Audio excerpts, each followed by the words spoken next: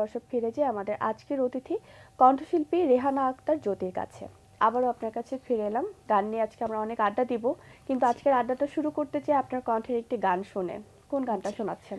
আমি শুরুতেই লালন সাইজির একটা গান করছি। শুনে ফেলি। আমার ঘরখানায় কে বিরাজ করে, আমার ঘরখানায় কে বিরাজ করে, জন্ম ভোরে একদিন, জন্ম ভোরে একদিন, একদিনও নাই আমি দেখলাম না রে, আমার ঘরখানায় কে বিরাজ করে, নরে চরে ঈশান কোণে দেখতে পাইনে এই নয়নে, নরে চরে ঈশান কোণে দেখতে পাইনে এই নয়নে, হাতেরও কাছে যার ভবেরও হাট বাজার, হাতেরও কাছে যার ভবেরও হাট বাজার, ধরতে গেলে হাতে পাইনে তারে, আমার ঘরখানায় কে বিরাজ করে, আপন ঘরে খবর হয় না, বাঞ্ছা করি পরকে চেনা, আপন ঘরে খবর হয় না, বাঞ্ছা করি পরকে চেনা, জল কি হুতাশন মাটি কি পহবন, জল কি হুতাশন মাটি কি পহবন, কেউ বলে না একটা নির্ণয় করে, আমার ঘরখানায় কে বিরাজ করে, সবে বলে প্রাণ পাখি শুনে চুপে চেপে থাকি, সবে বলে প্রাণ পাখি শুনে চুপে চেপে থাকি, লালন বলে পর বলিতে পরমেশ্বর, লালন বলে পর বলিতে পরমেশ্বর, সে কি রূপ আমি কি রূপ রে, আমার ঘরখানায় কে বিরাজ করে, আমার ঘরখানায় কে বিরাজ করে, আমার ঘরখানায় কে বিরাজ করে। বাহ, থ্যাংক ইউ। খুব মুগ্ধ হয়ে শুনছিলাম আপনার গানটা। আপনি কি ছোটবেলা থেকে আসলে এই ফোক ঘরানার গানই বেশি করে থাকেন, নাকি অন্য ধরনের গানও গাইতে পছন্দ করেন? ছোটবেলা থেকেই লোকগানটাকেই বেশি স্বাচ্ছন্দ্য বোধ করি গাইতে, এবং স্টেজ শোয়ের জন্য আমি আধুনিক গানও করি, আধুনিক গান যে করি না তা না, সেটাও করি কিন্তু স্টেজ প্রোগ্রামের জন্য। আচ্ছা, আর এমনি আমি টেলিভিশন শোতে এই ফোক গানটাই করি। ফোক ঘরানার গানের প্রতি আসলে আকৃষ্ট হলেন কিভাবে, বা এটাতে আসলে বেশি গান করেন, এটার পিছনে যে ভালোবাসা, এটার কারণটা কি? এই গানগুলো না একবারে অন্তরের সাথে মিশে যায়। আসলে আমাদের এই যে জীবন মরণ দুনিয়াদারি সব কিছুই না এই লোকগানটার মধ্যে দেখবেন যে একদম মিলেমিশে একাকার হয়ে থাকে। এই গানগুলো গাইলে একদম ভিতর থেকে কেন জানি ভিতর থেকে একটা আবেগ কাজ করে, এত ভালো লাগে গাইতে। অন্য গানে কিন্তু এই জিনিসটা কাজ করে না। আচ্ছা, হ্যাঁ, এই জন্য আমি লোকগানটা কি বেশি ভালোবাসি গাইতে। আচ্ছা, সম্প্রতি আপনার কাছ থেকে আমরা একটি মৌলিক গান উপহার পেয়েছি, যার শিরোনাম হলো আমি পোড়া তোর পিড়িতে। জি, তো এই গানটি প্রসঙ্গে একটু জানতে চাই। গান গাইতে গাইতে একদিন হঠাৎ একটা স্টুডিওতে কিশোর শাহিন ভাইয়া, ওনার সাথে আমার দেখা হয়। তো উনি আমার গান শুনে মানে আমার গলাটাকে পছন্দ করেন উনি। পরে এভাবে আমার সাথে কথা হতো ওনার। এরপর একদিন বললো যে তোমার জন্য একটা আমি গান করব। আচ্ছা। আমি তো ভীষণ খুশি যে হ্যাঁ আমার জন্য গান করবে, এটা তো আমার জন্য অনেক বড় পাওয়া। এরপর উনি হচ্ছেন দেলোয়ার জুদা সরব ভাইয়ের সাথে কথা বলেন আমার বিষয়ে, পরে উনি একটা গান লিখে দিলেন আমার জন্য। পরে ভাইয়া সুর করলেন, এই তো আমরা ফাইনালি এই কিছুদিন হলো আমার গানটা রিলিজ হলো। গানটা কোথায় রিলিজ করেছেন? এটা হচ্ছে আপনার সঙ্গীতের ব্যানার থেকে। হুম হুম। ওখান থেকে আমার গানটা রিলিজ হয়েছে। আচ্ছা, তো বেশ তো কিছুদিন গেল গানটা রিলিজ হয়েছে, জি, কেমন সাড়া পাচ্ছেন আপনার যারা শ্রোতা ভক্তরা আছেন? মোটামুটি খুব ভালো। এটা তো আপনার প্রথম মৌলিক গান। জি, জি, জি, তো প্রথম। প্রত্যেকটা শিল্পীর, আপনি একটু আগেই বলছিলেন যে এটা অনেক বড় পাওয়া ছিল, জি, আসলে জি, জি, প্রত্যেক শিল্পীরই একটা আশা থাকে যে তার নিজের একটা মৌলিক গান জি, জি, হবে। জি, একদম। তো এটা যেহেতু প্রথম মৌলিক গান, প্রথমে যখন আপনি এই অফারটা পেলেন তখনকার অনুভূতি কেমন ছিল? তখনকার অনুভূতিটাই তো ছিল একদম ভীষণ অন্যরকম, কারণ আমার যেহেতু নিজের কোনো গান নেই, নিজের একটা গান হবে, নিজের একটা পরিচয় তৈরি হবে, এভাবেই তো একটু একটু করে একটা পরিচয় তৈরি হয় একটা শিল্পীর। একটা গান করলাম, এভাবে হয়তো আরও গান হবে সামনে আস্তে আস্তে। তো তখন আমি ভীষণ খুশি, এবং বাসাতেও সবাই খুব খুশি যে যাই হোক একটা গান হচ্ছে তোমার। গানের শুরু তো একদম ছোটবেলা থেকে বলছিলেন, সেটা হ্যাঁ, কত বছর বয়স থেকে? 5 বছর 6 বছর বয়স হবে তখন থেকেই আমার গান শেখা। আমি ছোটবেলায় একদম, আমাদের বাড়িতে টেলিভিশন ছিল না, গ্রামে বলতে গেলে একটাই টেলিভিশন ছিল, আচ্ছা, সেটা আমার কোন বড় গ্রামে? মাগুরা দোলাপাড়া আমাদের গ্রামের নাম। আচ্ছা নীলফামারীর মেয়ে আমি। আচ্ছা আচ্ছা। সারা গ্রাম মিলে একটা টেলিভিশন ছিল আমাদের, সাদা কালো, আমার হুম হুম। জ্যাঠার বাড়িতে। আচ্ছা। তো সেটাতে যখন গান হতো, সিনেমা হতো, ছায়াছন্দ হতো, এগুলো দেখে দেখে আমি গাইতাম। হুম হুম। শেষ হয়ে গেলে পরে দেখা যেত যে আমি গাইতেছি। তো আচ্ছা। এগুলা দেখে আমার জ্যাঠাতো ভাই সোহাগ, তো ভাইয়া বলল যে আমাদের বাড়িতে একজন আসতো ডাক্তার, ওনার নাম হচ্ছে doctor M A Hamid, homeo doctor ছিলেন, গ্রাম্য ডক্টর আর কি, আচ্ছা। আমাদের এলাকায় আসতো, হুম হুম। ট্রিটমেন্ট দিত। তো ওনাকে বলল যে আমার বোনটা এই যে এরকম খালি নাচে গান গায়, আপনারা তো গান শেখান, ওকে একটু নিয়ে নেন আপনাদের একাডেমিতে, ওকে গান আচ্ছা, শেখান। তো এটা সেই শোনার পর থেকে চাচা, গানের সাথে যাত্রা শুরু। হ্যাঁ সেই থেকেই শুরু। হুম হুম। তো এরপরে আমাকে চাচা নিয়ে গেল হারিকেন দিয়ে, আমাকে টেনে টেনে মুখটা দেখতেছিল, তো অনেক ছোট বাচ্চা, একে গান আচ্ছা। গাইতে পারবে বলে কি চাচা, ওর গান শুনে দেখেন ও অনেক মানে চঞ্চল, ও হুম হুম। পারবে। পরে চাচা আবার আমাকে, এরপরে কয়েকদিন পর থেকে আমাকে আমার ভাইয়েই যাতায়াত করতো, হুম হুম। ওখানে নিয়ে যেত। উনি কিছুদিন আগে মারা গেছেন, আমার গানের স্যার। ভীষণ কষ্ট পেয়েছি ওনাদের জন্য, আসলে আমার এতটুকু পর্যন্ত আসা। আমার আরও একজন ওস্তাদ আছেন, ওনার নাম হচ্ছে মোহাম্মদ মাহাদুল ইসলাম। হ্যাঁ, ওই ভাইয়া, এবং আমি ভাইজান বলেই ডাকি ছোটবেলা থেকেই, ভাইজান, এবং ওনাকে চাচা বলে ডাকতাম। আর হামিদ চাচা, ওনাদের জন্য এতটুকু আমার আশা। ওখান থেকে আমি 5বার ন্যাশনাল অ্যাওয়ার্ড পেয়েছি। বাহ। এটা আমার জন্য অনেক বড়, সবচেয়ে বড় পাওয়া ছিল আমার এটা। হুম হুম। যখন আমি জাতীয় পর্যায়ে আসলাম, হুম হুম। এরপরে ঢাকায় পরিচিত হলো সবার সাথে, পরিচালক মহোদয়দের সাথে।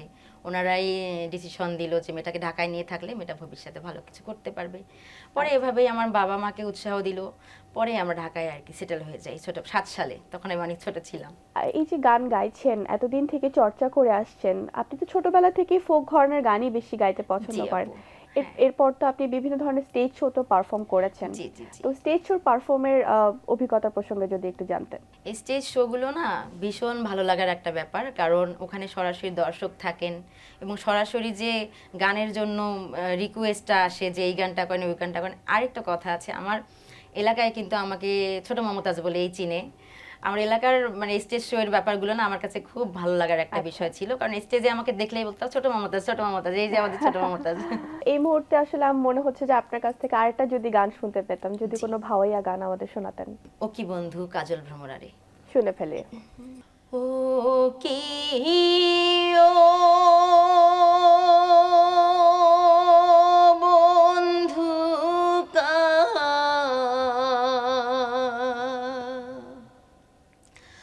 জল ভ্রমরারে,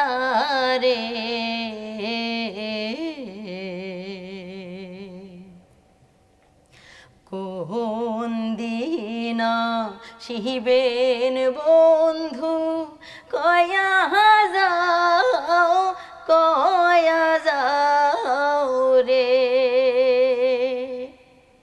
কোন দিনা শিবেন বন্ধু, কয়া যাও, কয়া যাও রে।